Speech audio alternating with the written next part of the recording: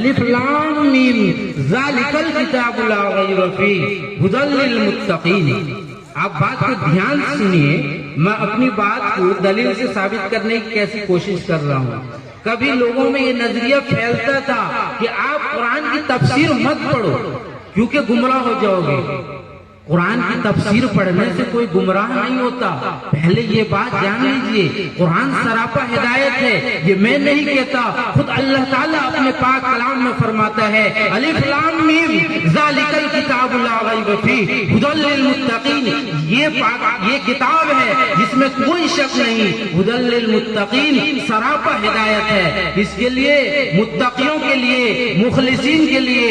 ہاں، اس قرآن کا سہارا لے کر بہت سارے لوگ گمراہ ہوتے ہیں اور گمراہی پھیلاتے ہیں. اس کو اللہ نے قرآن پاک کی دوسری آیت میں نقل کیا ہے، لیکن اس کا یہ مطلب نہیں کہ قرآن میں بذاتی گمراہی ہے، کوئی پڑھے تو گمراہ ہو جائے، یہ مطلب نہیں ہے. اللہ نے فرمایا دوسری جگہ یضل بہ کثیرا ویہدی بہ کثیرا، اسی کے ذریعے بہت سے لوگ گمراہ ہوتے ہیں اور بہت سے لوگ ہدایت پاتے ہیں. اور قرآن کی بعض آیت بعض کی تفسیر ہوتی ہے، یہ اصول ہے.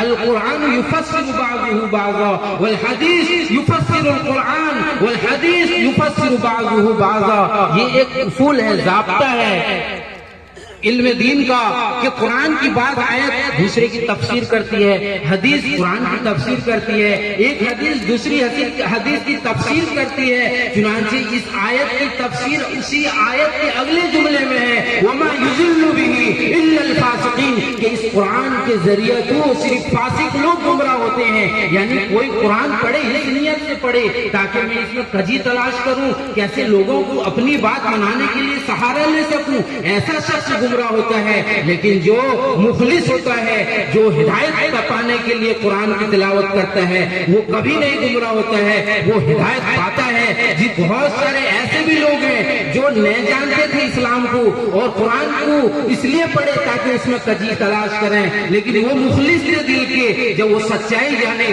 تو مسلمان ہو گئے.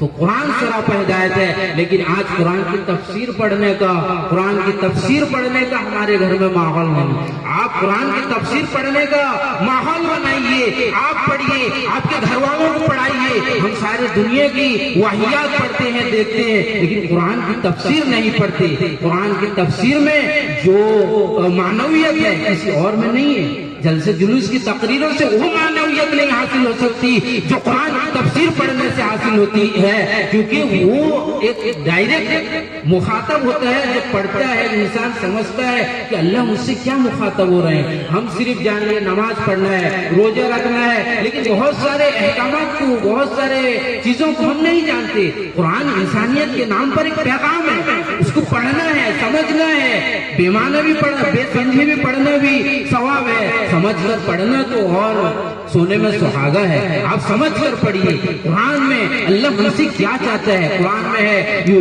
ابھی میں آیت پڑھا تھا یسألونک ماذا ينفقون قل العفو.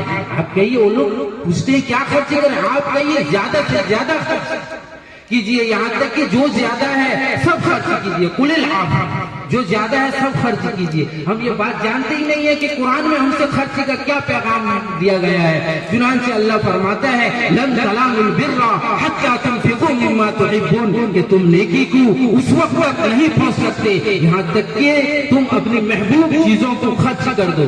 آپ جب خود قرآن پڑھو گے آپ کو سمجھ میں آئے گی، آپ عمل کرو گے، نجات کے راستے پاؤ گے. پڑوسیوں کا بھی حق ہوتا ہے، حدیث پاک میں آتا ہے آپ کے گھر میں اگر مچھلی بنا ہے تو شوربہ اس تک پہنچاؤ. قرآن میں، حدیث میں مچھلی کا وارڈ نہیں ہے، گوشت کا وارڈ ہے. آپ جو ہے آپ کے گھر میں اگر گوشت بنا ہے تو شوربہ اپنے پڑوسی تک پہنچاؤ. ہم کیا سوچتے ہیں میرا کمایا ہوا مال ہے، نہیں، آپ کا کمایا ہوا مال ہے، لیکن یہ جو زندگی دی ہے، ہاتھ پیر صحیح سلامت ہے، یہ اللہ کی دی ہوئی ہے اور اللہ اس کمائی پر پڑوسی کا حق متعین کرتا ہے. آپ یہ نہیں کہ وہ دروازے پر آ کے مانگے، آپ کو اس کے حال کا خبر لینا ہے کیونکہ آپ کا پڑوسی ہے، آپ پر حق ہے.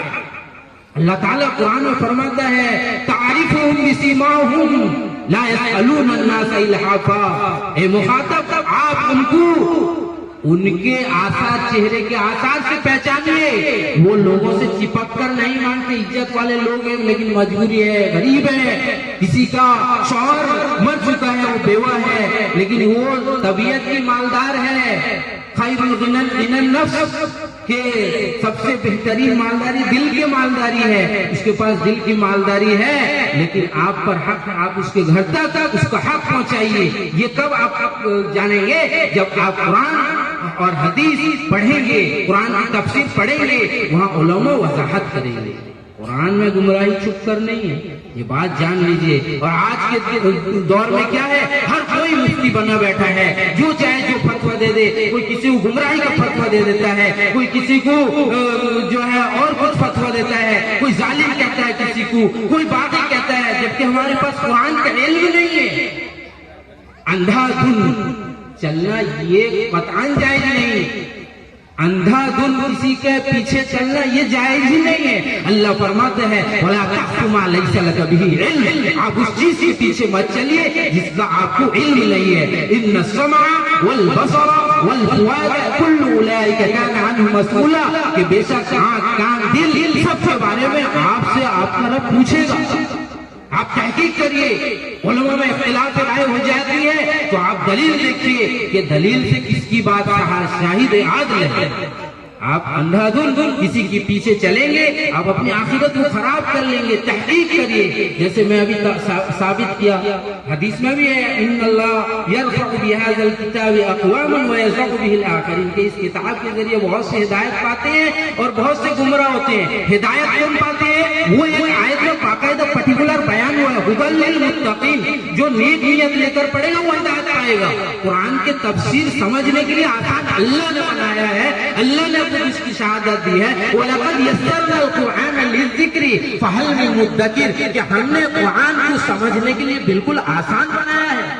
آپ سمجھ سکتے ہیں، یہ کوئی بہت کریٹیکل مسئلہ نہیں ہے. لیکن آپ جب ہدایت نہیں چاہتے ہیں